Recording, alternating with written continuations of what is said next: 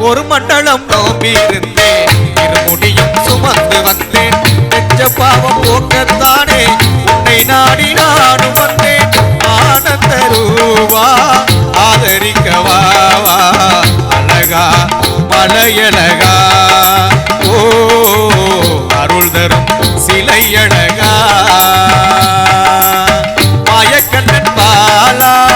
மணிகண்ட தேவா மலை மேல் அமர்ந்தாயே நீ மனதில் நிறைந்தாயே ஆனை முகன் நம்பி உன்னைத்தானே நம்பி அனைத்தால் வருவாயே நீ அனைத்தும் தருவாயே